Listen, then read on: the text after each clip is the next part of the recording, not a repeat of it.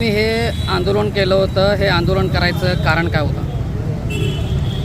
गेल्या 8-10 दिवसामध्ये केंद्र सरकारनं गॅस दर वाढ असेल, पेट्रोल दर वाढ असेल किंवा डिझेल दर वाढ असेल, ही इंधनाची वाढ करून देशातील सर्वसामान्य नागरिकांचं कंबरडं मोडायचं काम या केंद्र सरकारनं आणि भाजप सरकारनं केलेलं आहे. त्याचा निषेध म्हणून शिवसेना कोल्हापूर जिल्हा आणि इचलकरंजी शहराच्या वतीनं जिल्हाप्रमुख संजय चौगुले यांच्या नेतृत्वाखाली हे निषेध आंदोलन करण्यात आलं.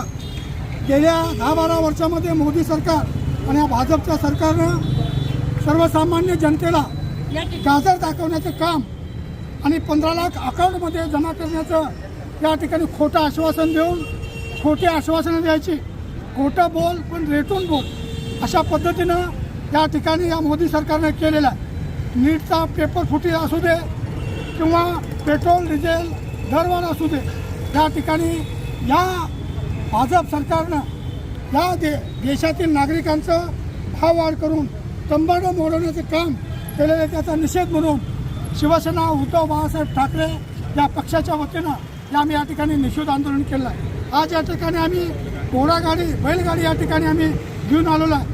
पण भविष्यामध्ये जर अशाच पद्धतीचं या भारतीय जनता पार्टीचं मोदी सरकारचं चालू राहिलं तर त्याला आम्ही घोडा लावल्याशिवाय निश्चितपणे गप्प बसणार नाही, अशा पद्धतीचं या ठिकाणी या भारतीय जनता पार्टीला आम्ही आव्हान.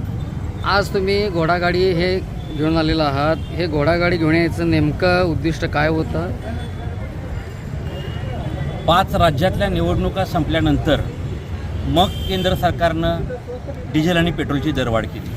म्हणजे कोणतंही धोरण आखताना निवडणुका डोळ्यासमोर ठेवायच्या, भूलथापा द्यायच्या आणि सत्तेत यायचं, असं हे या सरकारचं 2014पासूनचं धोरण दिसतं. आज प्रतिकात्मक घोडागाडी, बैलगाडी किंबहुना चुलीवरती जेवण, खरं तर एका बाजूला देश विकासाच्या गोष्टी करत असताना आपली वाटचाल बाकी अश्मयुगाकडे चालली की काय, ही परिस्थिती या सरकारनं केंद्र सरकारनं निर्माण करून ठेवलेली आहे. ज्या पद्धतीनं डिझेल पेट्रोलची दरवाढ केलेली आहे किंबहुना गॅसची दरवाढ आहे, सामान्य माणूस याच्यामध्ये टिकू शकणं अवघड आहे. आणि प्रतिकात्मक एक सरकारचा निषेध म्हणून आज लोकांनी आता घोडागाडी घेऊन फिरावी लागेल किंवा बैलगाडीतून फिरावं लागेल किंवा महिलांना चुलीवर स्वयंपाक करावा लागेल, अशा पद्धतीचा संदेश यातून आम्ही सामान्य जनतेला देत आहे आणि सरकारचा आम्ही याच्यातून निषेध करत आहे. तुम्ही सरकारचा निषेध करता, बरोबर आहे. महागाईवर बोलताय, याच्यावर बोलताय. काही भक्त लोक म्हणतात की तुम्ही देशद्रोही आहात. जर अशा सरकारच्या विरोधात जर बोललं तर काही सोशल मीडियावर कमेंट येतात की ही तुम्ही देशाच्या विरोधात काम करताय, देशद्रोही आहात. याच्याकडे नेमकं कसं बघताय तुम्ही? खरं तर काय होतं की आपण त्याला एक शब्द लोकांनी दिलेला आहे, अंधभक्त.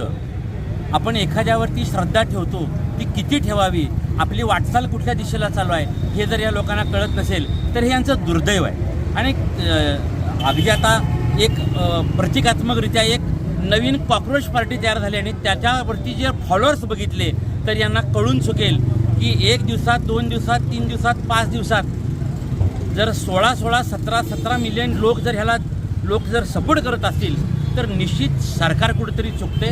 त्यांनी हे डोळे उघडून बघायची गरज आहे. जनता किंबहुना तरुण किंबहुना महिला आज तुमच्याबरोबर राहिलेली नाही आहेत.